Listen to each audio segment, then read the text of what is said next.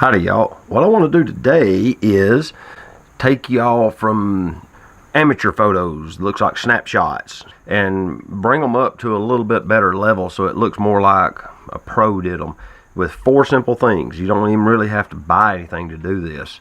One of them requires buying about $25 worth of stuff. Here we go.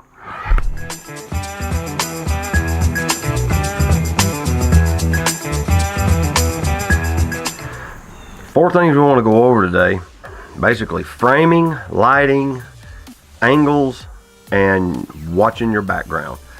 People are real bad about just pointing the camera at what they want a picture of and snapping a frame. And then later, when they're comparing their photos with their friend who is the amateur, maybe even the pro photographer, and they're going, why do your pictures look so much better than mine? Well, it's simple.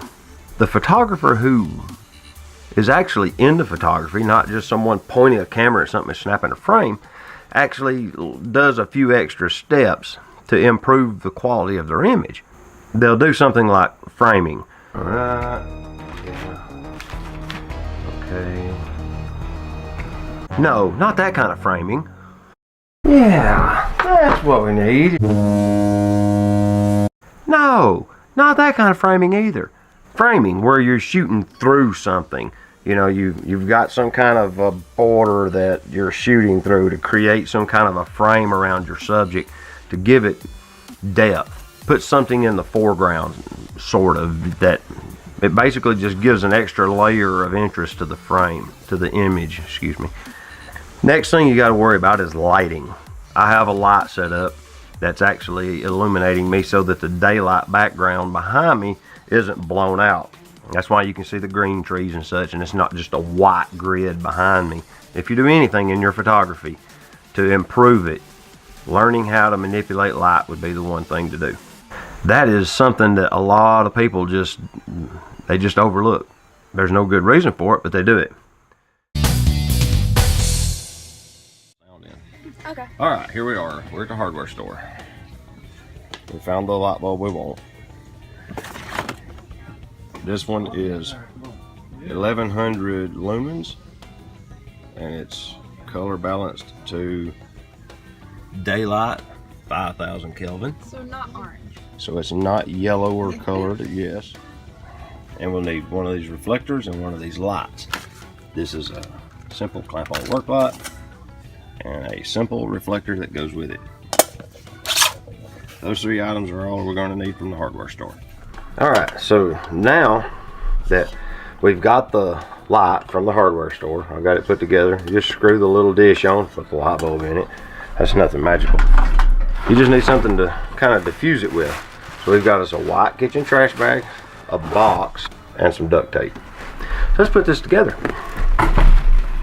And this is what it looks like with the homemade light put together, sitting off to about a 45-degree angle to the side. And this is what it looks like with it turned off. As you can see, I have daylight spilling in behind me, and that's all that's lighting the area. So I have this really dark side over here.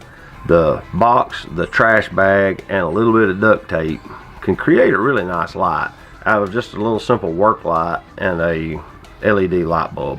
Now that I have the light back on, let me let you see what I've done here. Alright, let me pan back. Okay, as you can see, it's just nothing more than a trash bag taped over the box. Now, I took the box, cut a hole in the back, poked the light fixture through it, and then put the little clamp assembly back on it. Tape the flaps of the box back with duct tape, and then the corners are tied together so that they're rigid. So it creates sort of a parabola, kinda. That allows me more surface area.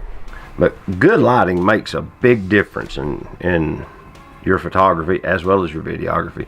This same light can be used as a constant light source for photographs. The beauty of using a constant light source light is what you see through the lens is what you're going to get when you capture it.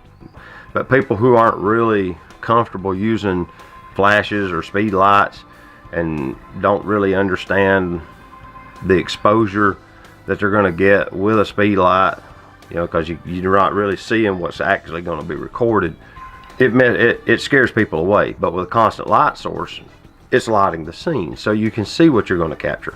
The next thing is people get stuck at standing straight up and shooting the picture from eye level. Nowadays with a smartphone, they hold it out in front of them and they take the picture.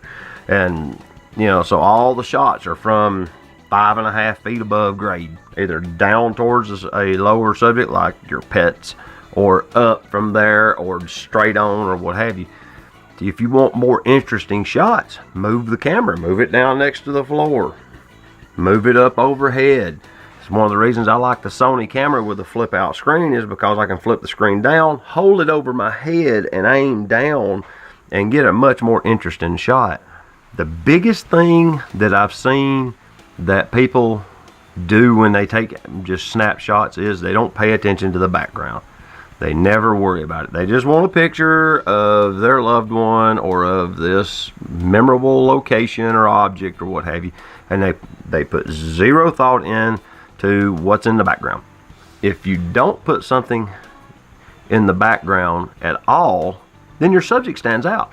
If you put stuff in the background, it needs to add to the story of what you're showing with your picture. That's the kind of things that backgrounds are good for. Clutter in your background just detracts from the image. You know, and that's all it really takes to improve your photography dramatically, is those 4 little simple things. The light project is the most complicated of any of these 3.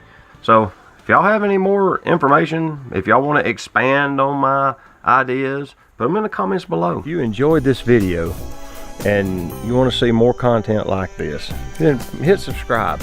Especially if you like the kind of reviews I do, which is basically, you know, I'm going to use the equipment and I'm not going to worry so much about a spec sheet or a scientific analysis on a test chart. I'm going to shoot pictures with it and I'm going to see how they look.